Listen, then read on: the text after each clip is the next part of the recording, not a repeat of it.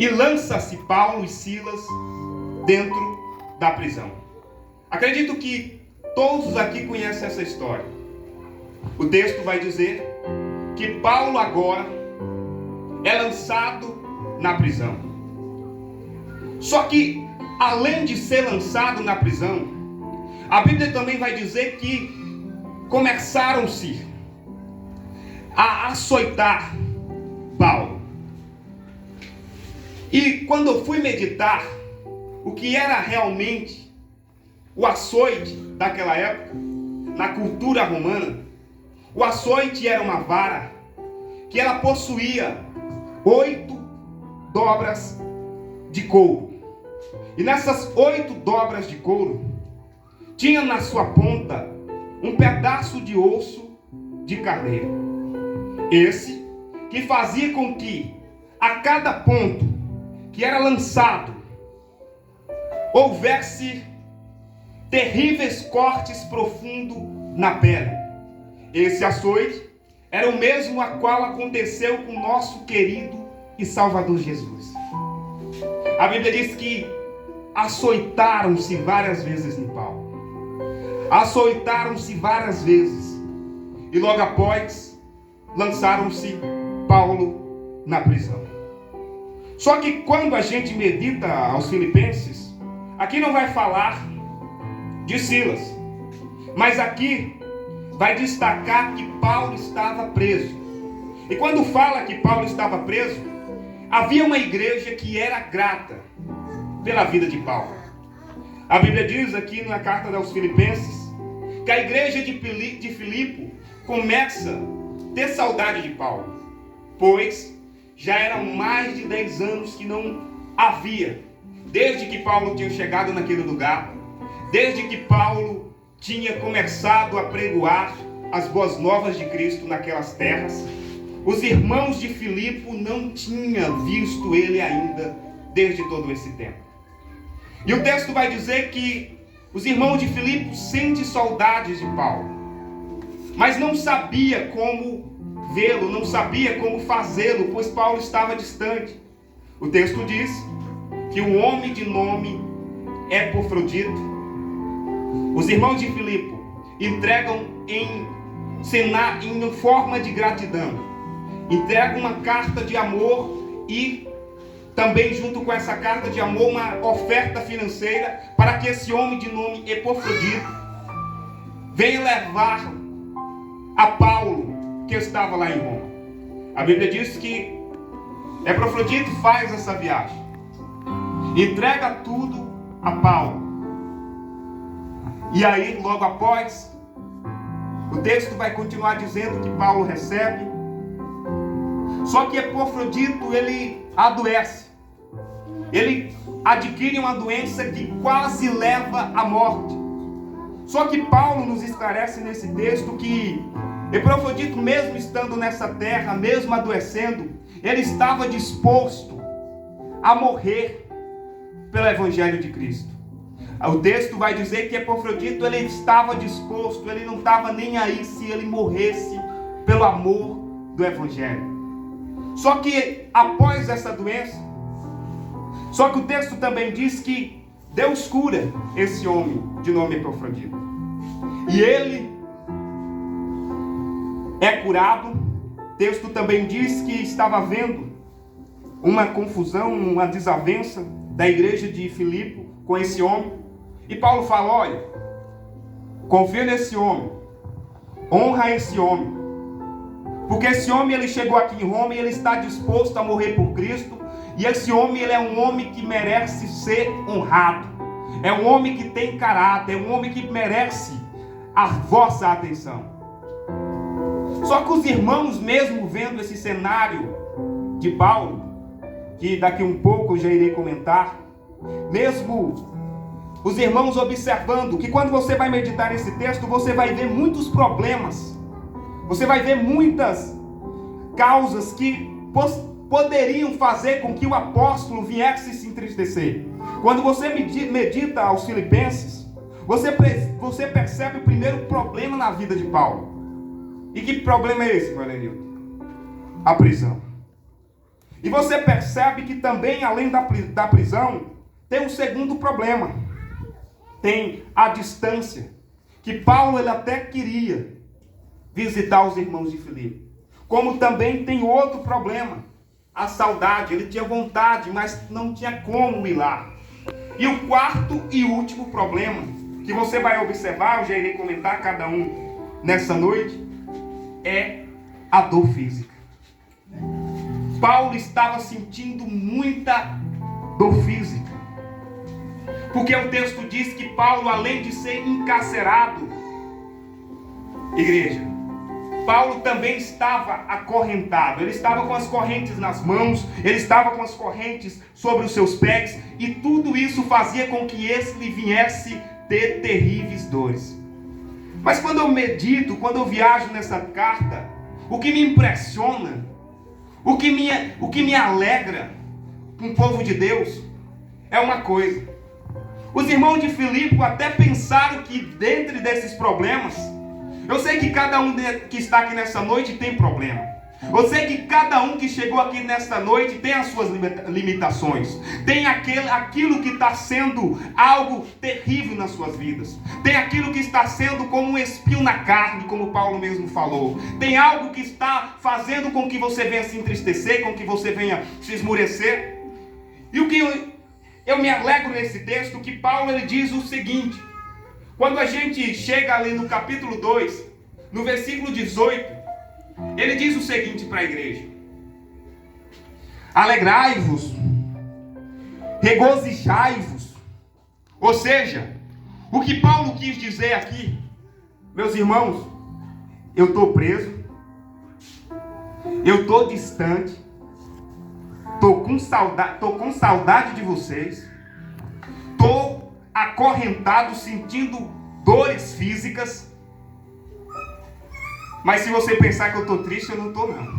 Aleluia. Mas se você pensar que eu estou desanimado, eu não estou não. Aleluia. Mas se você pensar que eu estou murmurando, que eu estou blasfemando contra Deus, que eu estou dizendo que Deus trouxe uma prova que eu não merecia, eu não estou não.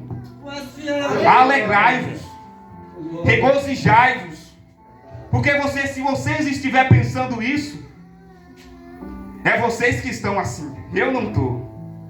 Mas sabe por quê, meus queridos? Sabe por quê, meus irmãos? Paulo, ele não estava olhando para o passado. Paulo, ele não estava olhando para aquilo que estava acontecendo atrás. Paulo, ele estava olhando para a frente. Paulo, ele estava olhando para o alvo. E eu quero já declarar aqui nesta noite que aqui tem uma igreja que vai continuar olhando para o alvo.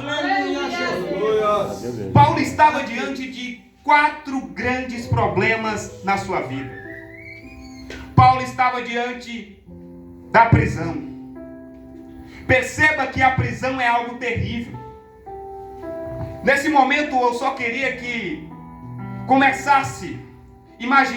vocês começassem a imaginar somente um dia na prisão. Imagine aí um dia na prisão. E eu não vou colocar nem gravemente como aqui. Eu não vou colocar sendo acorrentado, somente com as cordas nas mãos e com as cordas nos pés. Imagine somente um dia. Imagine ter vontade de beber água e não beber, ou se beber por conta de alguém trazer. Imagine ter vontade de fazer as suas necessidades e não fazer, ou se fazer só por conta de alguém permitir. Só que Paulo estava ali encarcerado. Paulo estava ali acorrentado. Mas Paulo não estava triste. Paulo jamais blasfemou contra o Senhor. Aleluia. Paulo jamais murmurou contra Deus. Glória a Deus. Paulo, ele disse o seguinte: olha, eu estou tranquilo. Olha, igreja, olha, irmão de Filipe, eu estou tranquilo. Por quê? Sabe por quê? Por quê? Se eu morrer em Cristo é lucro. Eu sei para onde eu estou indo. Eu já tenho a minha visão. Eu tenho um alvo.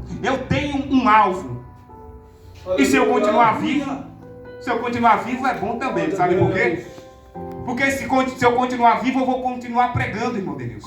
Se eu continuar vivo, eu vou continuar anunciando. Mas se eu morrer é lucro. Paulo estava dizendo que ele estava bem, independentemente se ele morresse por Cristo, se ele continuasse pregando, ele estava bem. O texto nos mostra que Paulo estava alegre o momento inteiro. Porque quando a gente tem um alvo, a gente não olha para o passado com um olhar de desejo. Quando a gente tem um alvo, meus irmãos, a gente não olha para o passado com um olhar de querer voltar. Mas quando a gente tem um alvo, a gente olha para o passado da seguinte forma. A gente que tem transporte, sabemos que tem retrovisores. E os retrovisores, eles servem para nos indicar o que está vindo atrás, o que está se aproximando da gente. Ele serve para nos mostrar o que precisamos fazer em segundos, em poucos momentos. O retrovisor ele nos serve como um alerta para não estarmos somente olhando para frente sem também observar o que vem atrás. Só que se a gente parar e não entender que a nossa visão ela precisa estar na frente, que a nossa visão ela precisa estar no alvo, a gente acaba tropeçando, acaba caindo, acaba não conseguindo avançar. Porque só avança quem tem um alvo. Aleluia. Só avança quem tem um propósito definido. Só avança quem sabe que um dia será salvo. Só avança quem sabe o valor da morte de cruz. Só avança quem sabe que tem que perseverar na cruz de Cristo. Glória a Deus, aleluia. O retrovisor ele é feito para a gente observar o que vem atrás. Ou seja, Paulo ele olhava para o passado, mas ele não olhava para o passado com a vontade de voltar a ser um fariseu. Ele não olhava para o passado com a vontade de voltar a ser um perseguidor da igreja. Ele não olhava para o passado com a intenção de maltratar os cristãos como ele maltratava. Ele olhava para o passado com a forma de gratidão. Aleluia. O texto vai dizer: irmãos, quanto a mim, não julgo que o haja alcançado, mas uma coisa faço, e é que, esquecendo-me das coisas que atrás ficam, e avançando para as que estão diante de mim, prossigo para o alvo, pelo prêmio da soberana vocação de Deus em Cristo Jesus. O que Paulo estava dizendo aqui é que o passado dele só servia para mostrar o que ele era e agradecer pelo que Deus fez em suas vidas. O que Paulo estava dizendo aqui que o crente ele não tem que olhar para o passado. O crente ele não tem que olhar para as coisas que ele fez atrás com a vontade de fazê-lo novamente. Aquele que bebia não tem que olhar para trás com a intenção de querer voltar a beber. Aquele que se prostituía, ele não tem que olhar para trás com a intenção de querer voltar a se prostituir. Aquele que se drogava, aquele que falava mal dos irmãos, aquele que fazia as práticas pecaminosas no passado, ele não tem que olhar com a intenção de voltar para lá. Ele tem que olhar no retrovisor, agradecer e seguir para frente. Aleluia. Aleluia. As coisas que fizemos no nosso passado, as coisas que cometemos dias atrás, anos atrás, ela pode até prejudicar o nosso presente. O nosso presente pode ser de dor, o nosso presente pode ser de sofrimento, por algumas coisas, às vezes, que fizemos no passado. Porque tudo tem uma consequência. Mas eu quero ver esse passado conseguir travar o nosso futuro. Aleluia, Deus. Eu quero ver, vou repetir de novo, eu quero ver esse passado conseguir interferir naquilo que Deus prometeu para nós. Aleluia. Aleluia. Precisamos seguir para o alvo. Precisamos estar com a nossa intenção voltada na cruz de Cristo. A nossa perseverança tem que ser na cruz. A cruz, ela simboliza sacrifício e salvação. Jesus Cristo, ele morreu por mim, ele morreu por você. E só vence, meus irmãos. E só vence, querida igreja, quem tem a visão na cruz. Só chega até o final quem tem a visão na cruz. A Bíblia vai dizer que existia, aleluia, olha Jesus, uma mulher, quando aqueles anjos chegam para orientar Ló a se retirar dali, os homens que estavam naquela cidade vê esses anjos chegando em forma de homens e querem agora ter relações sexuais com esses anjos. E esses anjos, após perceber isso, logo fechou a porta, e aí imediato eles querendo invadir de todo jeito, os anjos lançam-se uma cegueira sobre esses homens.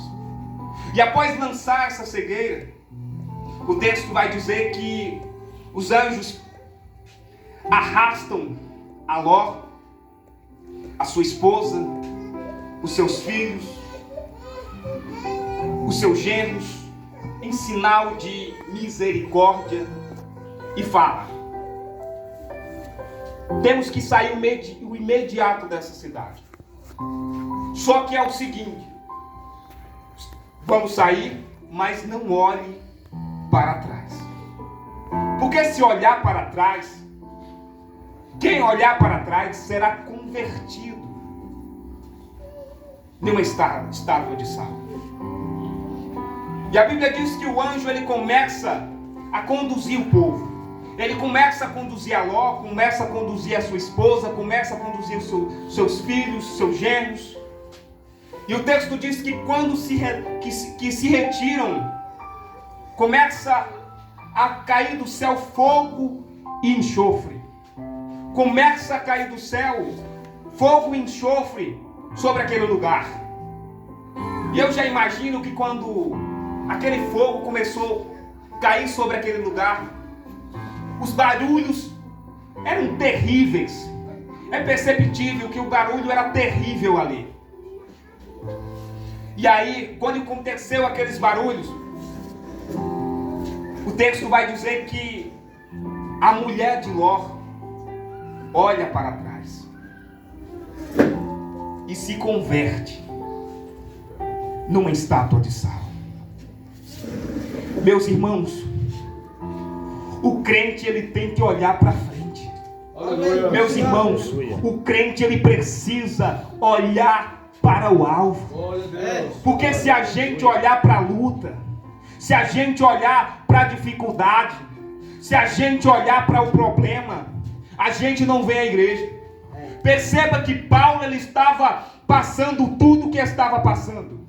Perceba que Paulo, ele estava preso, estava com saudade, estava distante, estava sentindo dores físicas, mas Paulo nunca olhou para trás. Aleluia. Porque o que está atrás é aquilo que já se passou e que não tem mais proveito na nossa vida. O que vai ter proveito é a ação que iremos tomar daqui para frente. Aleluia, Jesus. O que vai ter proveito é a decisão que temos que tomar daqui para frente de ser santificados cada vez mais em Cristo. Oh, aleluia. De sermos cada vez mais brilhantes, mais resplandecentes em Cristo. O que vai contar é as nossas atitudes diárias em ser mais santos diante do Senhor. Precisamos cada dia mais buscar a santificação de Deus. Não estão olhando de fato para o que realmente precisa ser olhado, que é Cristo. As pessoas, elas não estão olhando de fato, igreja, para o que precisa está a sua atenção, que é a cruz, que é a salvação. As pessoas estão vivendo uma vida onde estão presas nas coisas daqui. As pessoas estão vivendo uma vida aonde a sua atenção, o seu foco está nas coisas daqui. Existem pessoas, existem crentes que estão até na igreja, que estão até no lugar certo, que estão até no lugar de adoração, no lugar onde palavras são liberadas, no lugar onde vidas são transformadas, no lugar onde há cura, onde há milagre, onde há libertação, mas estão com a visão do que fazia lá atrás. Existem pessoas que estão dentro da igreja, mas a sua visão ainda está na festa que ia lá no passado. Existem pessoas que estão dentro da igreja, mas o seu desejo está de estar com aquelas rodinhas que falavam dos outros que estavam passando, que falavam de coisas que não agradavam a Deus. Existem pessoas que sentem a saudade daqueles amigos que só influenciavam para a maldade. Existem pessoas que estão na igreja, mas a sua visão está no passado. A sua visão está atrás. Mas eu vim pregar para uma igreja que a visão está no alvo. Aleluia. Eu vim pregar para um povo que está com a visão no alvo. E é por isso mesmo que Deus trouxe uma palavra nesta noite. É por isso mesmo que Deus manda eu falar para você nesta noite. Eu vim de Bela Vista para dizer para você: tenha a sua visão no alvo. Aleluia. Meus irmãos, eu peço compreensão, que eu não posso forçar tanto hoje pelo fato de uma gripe ter me pegado justamente nesse dia, nessa semana de pregação. Mas Deus tem dado graça e estamos aqui para glorificar o santo nome do Senhor. Seja gripado, seja não gripado, seja com a garganta inflamada, seja com a garganta não inflamada, estamos aqui para dizer que é tempo de focar no alvo. Aleluia. É tempo de continuarmos caminhando para o alvo. Glória. Aleluia. Paulo, ele tinha motivo de desistir. Paulo, no campo espiritual, seja no campo físico, material, é feito por visão. Tudo que acontece nesse mundo físico, um dia foi criado no mundo do pensamento. Tudo que hoje é tocado, é palpado, foi criado na mente. O pensamento, ele gera um sentimento. O sentimento, ele gera uma ação. E a ação, ela produz um resultado. Um dia, para que eu pudesse estar com esse microfone na mão, passou pelo pensamento de alguém. Alguém pensou, planejou, e esse pensamento, junto com esse planejamento, gerou um sentimento. Esse sentimento, esse desejo, gerou uma ação, ou seja, a ação de começar a criar. E começou a criar, e começou a fazer testes. E quando começou a criar, fazer testes, em orar e agradecer pelo dia. O seu pensamento precisa estar em abrir a Bíblia e meditar na palavra. O seu pensamento, ele precisa estar em jejuar e consagrar sua vida ao Senhor. Porque somente com essas práticas, somente com essas atitudes, somente com essas ações, é que conseguiremos avançar para o alvo. Oh, aleluia, Jesus. E nessa noite, eu peço, fale, irmão, vamos caminhar para o alvo. Vamos prosseguir para o alvo. Aleluia. Irmão, não é tempo mais de olharmos para as coisas daqui, não. Irmão, não é tempo de olharmos para as coisas que estão aqui, não. A nossa vida, ela tem que estar focada no alvo de Cristo. Aleluia, Deus. Quem olha para o alvo, Deus cuida. O texto vai dizer que Paulo ele estava encarcerado. Paulo ele estava preso. Só que Paulo ele estava preso e após ele fazer uma oração, as cadeias se quebraram. A Bíblia diz aqui na carta aos Filipenses que quando Paulo orou, de imediato, não demorando tanto, ele teve esperança. Porque para a gente conquistar a nossa salvação, a gente primeiro tem que ter esperança. A nossa esperança tem que